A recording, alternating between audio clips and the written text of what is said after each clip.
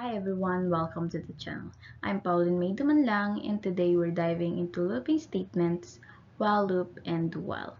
If you're a student looking to sharpen your skills, you're in the right tutorial video. So let's get started. Looping statements. Looping statements are control structures in programming that allow a set of instructions to be executed repeatedly until a certain condition is no longer true. So, kining looping statement sa programming is gigamit aron magbalik-balik ang code hangtod na makuha nimo ang condition na ginahan na makuha. Makatabang niaron dili na nimo isuot og balik-balik ang parehas na code. So, what is while loop in Python and Java? Repeats as long as the condition is true, and if the condition is false, at the very beginning, the code inside the loop will not execute at all. So, kining while loop is magbalik-balik ka siya run hangtod basta ang imong condition is true gihapon. Kung imong condition is mahimong false, dira na mohunong ang loop. So, kini ang example sa while loop sa Python. First is, nagbutang ko diri og comment para i-describe akong gibuhat na pinakauna. Next is, nag-assign ko ng akong variable na account is ang value niya is 0. Diri is mag-start na tag while loop. I-check diri ko ang value ba nimo is less than or equal to 5. Then, mag-print siya. Nagamit ko f-string aron maka-insert tag variable sulod sa string. Then,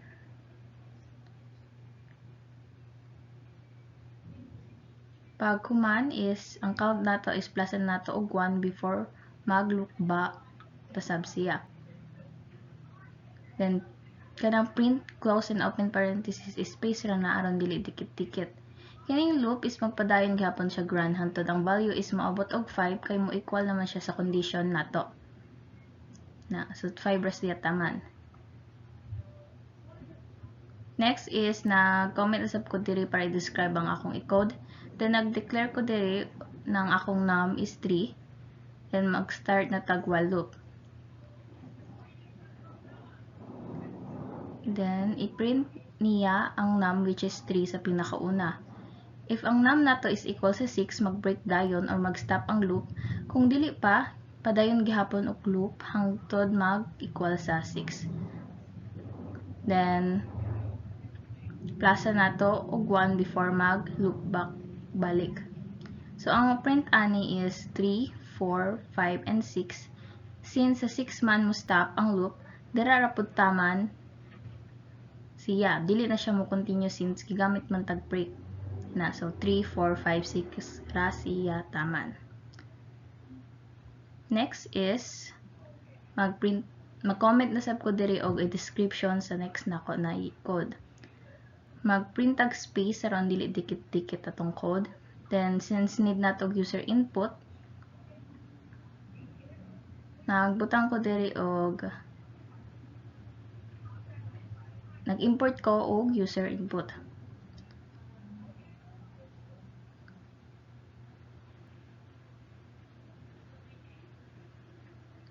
Zero to 5. So, mag-start na tag loop diri. If ang user is wala pa ga-enter og 0, magpadayon gihapon siya loop. Then, print nimo ang gi-input sa user.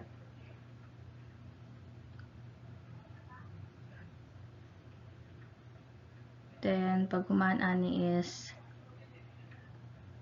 mangayon na sab siya diri og number kay wala pa man hantod sa wala pa nimo nakuha ang 0.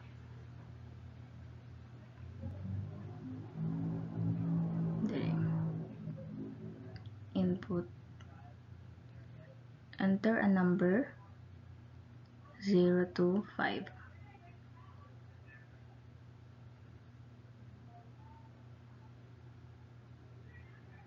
Then sa ubos ani is if ang user is nag-input nag 0, kini ang ma-print. Loop ended. You entered 0. So, for example, magbutang tag number diri na 4. So, mag-loop balik siya. Di pa siya maundang kana. Nagbutang tag 0, so mo end ng atong loop.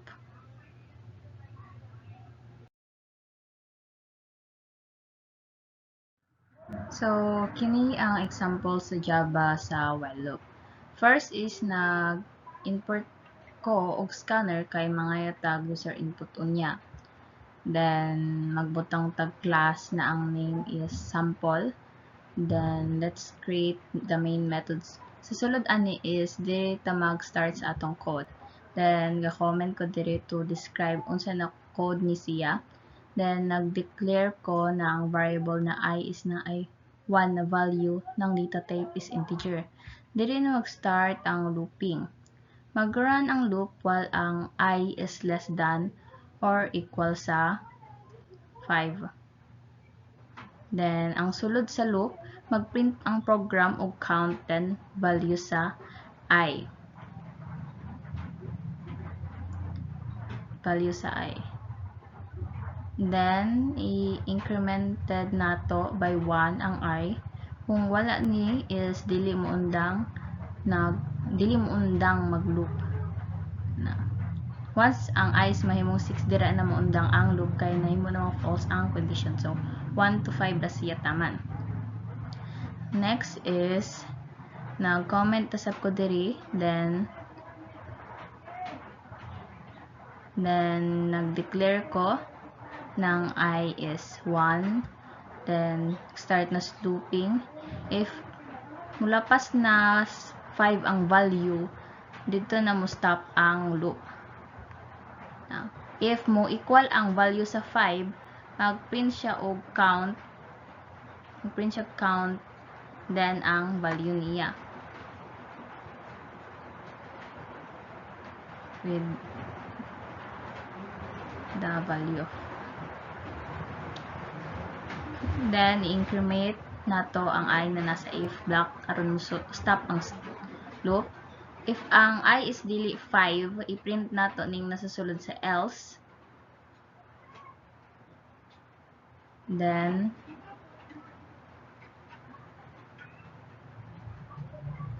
increment pud nato, then ang ma-print ra ani is taman ra 5.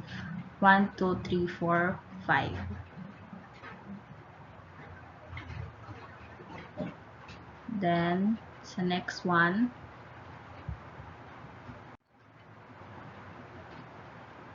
is comment sa po diri para sa user input.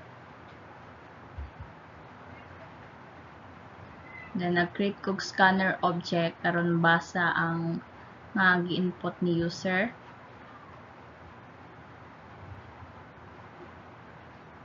Then, diri is nangayo og user input.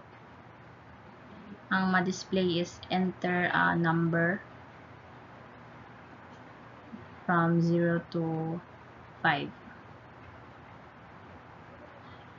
Then, ang mga gi-input sa user is mabutang diri sa num.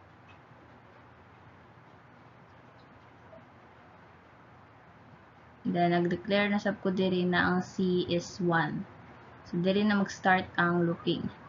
Mag-run ang loop as long as ang C is less than 4 na ang atong C. If ang C is not 1, ma-print ning user count, then value sa C.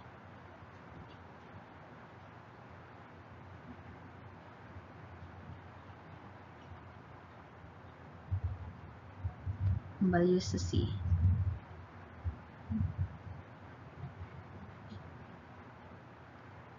Then else,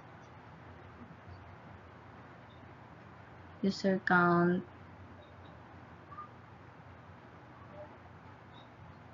value sa C, then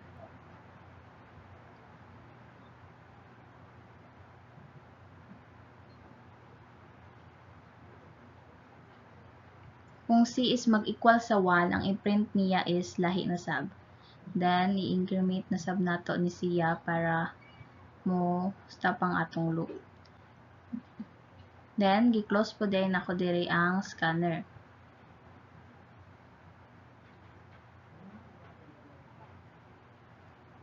So, ang result ani is taman ra sa user input. So, example 3. So, ang ma-print ra niya is taman ra 2. Starting from 0 from padung 3. Do while loop in Java. Executed the code at least once and then repeatedly executes it as long as a specified condition remains true. The condition is checked after the loop body runs. This guarantees that the loop will execute at least once regardless of whether the condition is initially true or false. So, kining do while is moran ra siya once bisag true or false ang isa ka condition. Iran niya ang nasa sulod sa do, then i-check dayon niya ang condition. So, kini ang example sa do while loop sa Java. First is nag-import kog scanner kay mga yatag user input unya, then ang class name which is sample, then ang main method kung asa ta magsugod og code, then diri is nag-comment ko diri, then nag-declare ko na ang I is ang value is 1, then diri na ta magsugod og do while loop. Hiling nasa do while loop is execute sa siya ni una before i-check ang condition. So, ma-print ng count and ang value sa I. Then, i-increment na sa nato ni para dili magbalik-balik ang code. Then, diri is na ang condition sa while loop. Mag-repeat ang loop while ang I nato is less than or equal sa 5. So, taman na siya 1, 2, 5. Next is na-comment na sab ko with user input.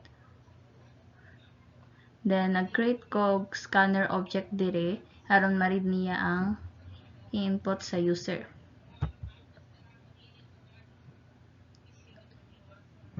Then, next is nag-declare ko sa password ng data type is string. Then, dire na ta mag-start og do while loop. I-execute sa una ang nasa do while loop. I-print ng nasa system out print na enter password. Then, kining inputs ni user is ibutang nato sa variable na password.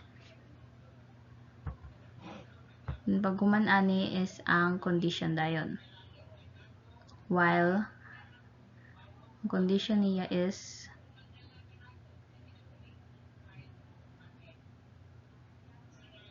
ang password. Kung ang password is same, dira na mag-stop ang looping. Kung dili is mag-loop gihapon siya hangtod sa makuha niya ang equal sa password, which is 1, 2, 3, 4, 5. Then, kung mag-equal bitaw ang password, is mag-print tayo siya access granted. Then, ang pinakalas na ko gihimo is ang scanner input, ang scanner.close. For example, ang input nato na password is Java. So, mag-loop gihapon siya. Karon na 1, 2, 3, 4, 5 ang password. Nag-print siya access granted.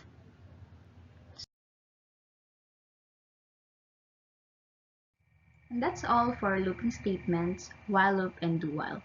If you found this tutorial helpful, don't forget to like. Thanks for watching, and I'll see you in the next one.